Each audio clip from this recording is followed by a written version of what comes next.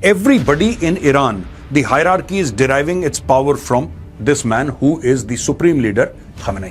ये कह रहे हैं कि अगर ट्रंप इतना कुछ करने के बाद अगर पीछे हट जाता है तो फिर ईरान बिकम्स अनस्टॉपेबल।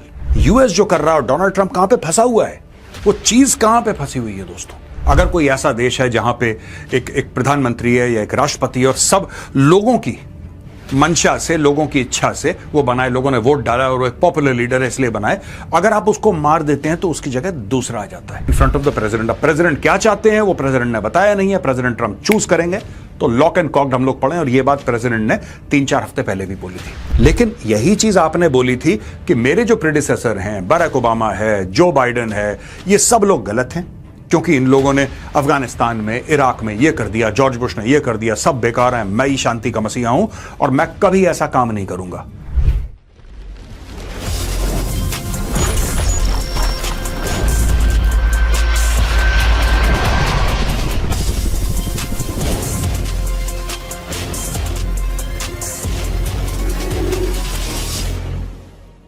जय हिंद दोस्तों, मैं हूं मेजर गौरवारी और आप देख रहे हैं the Chanakya dialogues. US administration ने डोनाल्ड ट्रंप के सामने दोस्तों एक लिस्ट रखी है और वो लिस्ट है असैसिनेशन लिस्ट, यानी कि इन लोगों को आप टेक आउट कर सकते हैं, ये आपके टारगेट है। And those targets are not conventional targets, they are not strategic targets, these are human beings. इंसानों को मारने की बात हो रही है दोस्तों। बड़ा इंटरेस्टिंग होने वाला है आज का वीडियो, मैं चाहता हूं कि आप एंड तक इस वीडियो को देखें। यूएस जो कर रहा है, डोनाल्ड ट्रंप कहां पे फंसा हुआ है, वो चीज कहां पे फंसी हुई है दोस्तों, उसके बारे में मैं समझाऊंगा, क्योंकि इसके पीछे सिर्फ और सिर्फ जियोपॉलिटिक्स नहीं है, अमेरिका की डोमेस्टिक पॉलिटिक्स भी फंसी पड़ी है। चलिए वीडियो की ओर चलते हैं। इंडिया टुडे से स्टोरी ली है, Trump given options to kill Khamenei and son in targeted Iran strikes. US President Donald Trump has been presented with military options that include the targeted killing of Iran's supreme leader Ali Khamenei and his son Mojtaba Khamenei, according to an Axios report citing senior administrative sources. दोस्तों ये Khamenei है, ये Mushtaba Khamenei है,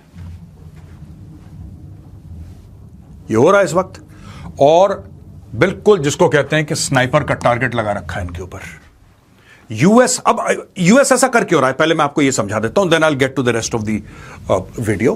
दोस्तों ऐसा है कि US का ये मानना है और ये मेरा भी मानना है कि जहां पे ब्रॉड बेस्ड डेमोक्रेटिक सपोर्ट नहीं होता, अगर कोई ऐसा देश है जहां पे एक प्रधानमंत्री है या एक राष्ट्रपति और सब लोगों की मंशा से, लोगों की इच्छा से वो बनाए, लोगों ने वोट डाला और वो एक पॉपुलर लीडर है इसलिए बनाए, अगर आप उसको मार देते हैं तो उसकी जगह दूसरा आ जाता है। वो जो पूरी रेजीम है सोकॉल्ड, वो कोलैप्स नहीं करती। प्रॉब्लम यह है ईरान जैसी जो रेजीम्स होती हैं वहां पे, क्योंकि एक सुप्रीम लीडर है और 1989 से ये ऐसे बैठा हुआ है, बिल्कुल ऐसे बैठा हुआ है 1989 से, ये हिलने का नाम नहीं ले रहा, और इसने अपने बंदे लगा रखे हैं अलग अलग जगह। ये मेरा लॉयल है, ये जनरल बनेगा, ये मेरा लॉयल है, ये मंत्री बनेगा, ये मेरा लॉयल है प्रेसिडेंट बनेगा, ये मेरा लॉयल है प्रीमियर, ये XYZ सब एक, everybody in Iran, the hierarchy is deriving it's power from this man who is the supreme leader Khamenei. Khamenei से अपना पावर डिराइव करने वाले लोग, तो अमेरिका को ऐसा लगता है कि अगर हम टॉप 4-5 लोगों को निकाल देते हैं रास्ते से तो पूरा स्ट्रक्चर अपने आप कोलैप्स कर जाएगा। फिर लोगों की जो लोग एक्चुअली सड़क पे इतना प्रोटेस्ट कर रहे हैं, हजारों की तादाद में जाने गई हैं, फिर लोग चढ़ दौड़ेंगे और खुद हिसाब का निपटारा कर, मतलब everything will be over. That is what America presumes. इसके बारे में मैंने पहले भी एक वीडियो बनाया था, चलिए डिटेल में आपको बताता हूं। One of the scenarios discussed would take out the Ayatollah and his son and the mullahs. A senior Trump advisor was quoted as saying, according to the report, the US Defense Department has laid out multiple military options. They have something for every scenario, adding that the ultimate course of action remains uncertain. What the president chooses, no one knows. Basically, ये है कि उन्होंने बोला है कि कई सारे scenarios हैं हमारे पास, कई हम ये भी कर सकते हैं, ये भी कर सकते हैं, एयरक्राफ्ट से भी हम स्पाइस भेज सकते हैं, हम असैसिनेशन स्क्वाड्स भेज सकते हैं, हम ऐसा, तो there are hundreds of options in front of the president. अब प्रेसिडेंट क्या चाहते हैं वो प्रेसिडेंट ने बताया नहीं है, प्रेसिडेंट ट्रंप चूज करेंगे तो लॉक एंड कॉक्ड हम लोग पढ़े, और ये बात प्रेसिडेंट ने 3-4 हफ्ते पहले भी बोली थी। We are locked and cocked, we are ready to go, हम जब मन चाहे हमला कर सकते हैं ईरान के ऊपर। लेकिन अब बात एक नई आई है कि अभी तक हम बात कर रहे थे एयरक्राफ्ट कैरियर्स की, एक और पॉसिबिलिटी दे रखी है कि असैसिनेशन हो जाए और ये जाएं और टारगेटेड किलिंग करें अयतुल्ला की और उनके बेटे की। ये इंडिया टुडे की खबर है दोस्तों। यहां पे टाइम्स ऑफ इजराइल दोस्तों रिपोर्ट कर रहा है कि US strikes on Iran could target individual leaders, officials say US military planning on Iran has reached an advanced stage with options including targeting individuals as part of an attack and even pursuing regime change in Tehran if ordered by the president, Donald Trump. Two officials tell Reuters the military options are the latest signs that the United States is preparing for a serious conflict with Iran should diplomatic efforts fail. अभी देखिए साहब, यहां पे advance stage of options including targeting individuals, ये हमने discuss करा था पहले वाली स्लाइड में जहां पे असैसिनेशन की बात करी गई है, और यहां पे कह रहे हैं कि pursuing regime change would mark another shift away from Trump's was during presidential campaign to abandon what he has called the failed policies of past administration which included military efforts to topple government in Afghanistan and Iraq. तो basically ये कह रहे हैं, Times of Israel ये report कर रहा है कि यार देखो, आप असैसिनेट करना चाहते हो, ठीक है, आपकी मर्जी। आप वहां पे रेजिम चेंज करना चाहते हो, गुड, आपकी मर्जी। लेकिन यही चीज आपने बोली थी कि मेरे जो प्रेडिसेसर हैं, बराक ओबामा है, जो बाइडेन है, ये सब लोग गलत हैं क्योंकि इन लोगों ने अफगानिस्तान में, इराक में ये कर दिया, जॉर्ज बुश ने ये कर दिया, सब बेकार हैं, मैं ही शांति का मसीहा हूं और मैं कभी ऐसा काम नहीं करूंगा, कभी ऐसा काम नहीं करूंगा। तो फिर ये क्या है? ये मतलब व्हाट इज दिस? आप ये कह रहे हैं कि खमेनाई को आप मार दो, आप कह रहे हैं आप उसके बेटे को मार, ये है क्या? रेजिम चेंज तो है, this is regime change only. तो आप पहले पुराने प्रेसिडेंट्स को गलत कह रहे हैं, लेकिन जब आप कर रहे हैं वो चीज बिल्कुल एकदम ठीक हो जाती है। ऐसा कैसे भाई?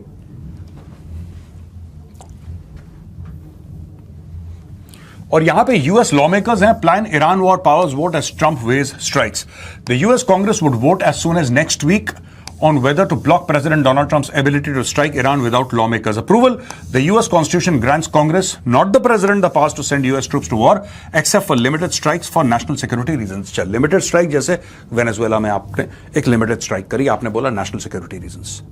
ठीक है, डन। अब दोस्तों, ये स्लाइड शायद आज के पूरे प्रेजेंटेशन, पूरे वीडियो की सबसे इंपॉर्टेंट स्लाइड है और मैं चाहता हूं आप ध्यान से सुने जो मैं आपको बता रहा हूं। ठीक, सबसे पहले मैं आपको पढ़ के बताता हूं है क्या पूरा का पूरा। Members of Congress include a few of Trump's fellow Republicans as well as Democrats have tried and failed repeatedly to pass resolutions that would bar Trump from military action against the foreign governments without lawmakers' approval. Trump's Republicans hold slim majorities in both the Senate and House and have blocked the resolutions arguing that Congress should not restrict Trump's national security powers. अच्छा, ये ना बड़ी एक जिसको कहते हैं ना धागे जितनी मेजॉरिटी है ट्रंप की इन बोथ हाउसेस, धागे जितनी मेजॉरिटी है। अब यह हुआ है कि पहले हमने यह देखा है कि रिपब्लिकन्स हैं, जो ट्रंप की पार्टी है, वो लोग डेमोक्रेट्स के साथ आके मिलके वो वोट कर रहे हैं क्योंकि वहां पे ट्रंप के खिलाफ अब धीरे धीरे धीरे खुसफुसाहट शुरू हो गई है रिपब्लिकन पार्टी में कि यार ये आदमी मरवा देगा, ये आदमी मरवा देगा। एक जमाने में ट्रंप सुपरस्टार हुआ करता था, लेकिन ट्रंप का एक साल से लगातार फेलियर देख के कई लोग हैं जो रिपब्लिकन पार्टी के हैं, हार्डकोर ट्रंप सपोर्टर्स, अब वो कह रहे हैं नहीं यार, हम थोड़ा सा ना 2 कदम पीछे। अच्छा, मैंने इस स्लाइड को सबसे इंपॉर्टेंट स्लाइड क्यों बोला आज की? इसलिए बोला दोस्तों कि आपको पता है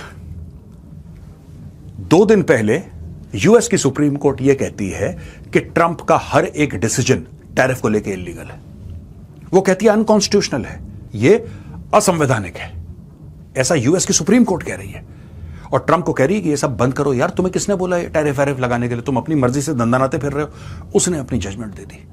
तो अब ये लोग जो कह रहे हैं कि US Congress could vote as soon as next week, अगर ये आज संडे है दोस्तों, अगर ये Monday, Tuesday, Wednesday, Thursday, Friday कभी भी यूएस कांग्रेस वोट करती है कि ट्रंप को क्या हम ओके कर दें लड़ाई के लिए कि नहीं लड़ाई, क्योंकि ये वॉर वो नहीं है।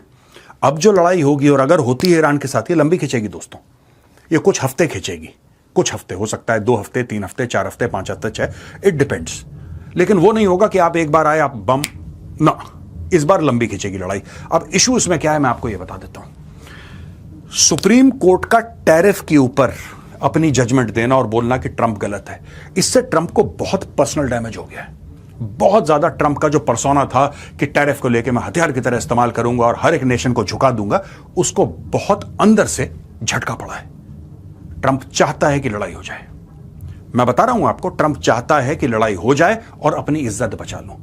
उसको जो हजारों डेमोन्स्ट्रेटर्स, इरानियंस जो प्रदर्शन कर रहे थे, अपना हक मांग रहे थे, उनसे ट्रंप का कोई लेना, Trump doesn't care about anybody except for himself. That's very clear to me. अब डोनाल्ड ट्रंप क्या चाहता है कि हमला कर दे, वहां पे कांग्रेस पे वोट होगा। अगर कांग्रेस में वोट होता है दोस्तों, अब ये देखना आप, अगर कांग्रेस में वोट होता है और ऐसे कुछ रिपब्लिकन्स हैं जिनको ऐसा लगता है कि हां ठीक है साहब ये बंदा गलत कर रहा है, इसमें भी डोमेस्टिक पॉलिटिक्स इन्वॉल्व है ना। अगर कोई रिपब्लिकन पार्टी वाला लगता है कि ठीक है मैं अगला शेर हूं, तो शेर जो नया शेर आता है वो जब तक पुराने शेर को नहीं निपटाता नया शेर जंगल का नहीं ऐलान होता। और यही पॉलिटिक्स में भी है। अब कोई ना कोई जो है वो ट्रंप को इरेलेवेंट करेगा, कोई ना कोई है जो ट्रंप की खिलाफ वर्जी करेगा वहां पे, जो ट्रंप के साथ, और वो आएगा रिपब्लिकन पार्टी के अंदर से। तो क्या ये जो सुप्रीम कोर्ट ने टैरिफ के खिलाफ अपने ऑर्डर पास करें, अपनी जजमेंट दी है, क्या वो ये आने वाली कह रहे हैं ना could vote early as next week, ये जो अगले हफ्ते यूएस कांग्रेस में जो वोट पड़ने वाला है कि क्या ईरान के ऊपर हमला होगा नहीं होगा, क्या इसके ऊपर कोई असर पड़ेगा? यहां पे कई ऐसे लोग हैं जो ट्रंप के साथ खड़े हैं, बोलेंगे अबे तो कमजोर हो गया, छोड़ो यार इसको, छोड़ो मारो गोली, अब तो कमजोर हो गया। क्या ये हो सकता है? ये सोचने वाली बात है। Trump to offer Khamenei token deal as US continues major military buildup in the Middle East. यहाँ पे United States of America rapidly increasing its military presence in the Middle East with 2 aircraft carrier strike groups deployed near the region in a rare concentration of naval power amid tensions with Iran. दोस्तों ये पूरा का पूरा इलाका है, ये आप देख चुके हैं इसको, ये हमने कल के टीसीडी में भी कवर करा था मैप्स के साथ, 2-3 मैप्स मैंने आपको कल दिखाए थे। मैं आपको दोबारा नहीं बताऊंगा दोस्तों, this has been discussed ad nauseam कि ये है, ये ग्रुप है, यहां पे कैरियर ग्रुप ये है, रेड सी में ये है, फिर वो मेडिटेरेनियन सी में आ जाएगा, ये सारा का सारा मैं आपको बता नहीं रहा। लेकिन this is the entire buildup of American fire power in the Middle East against Iran, and this is enough fire power. अगर कांग्रेस गो कर देती है ट्रंप को, ये आग लगा देगा पूरे इलाके में। ये इतना फायर पावर अमेरिका के पास है, आप देख सकते हैं।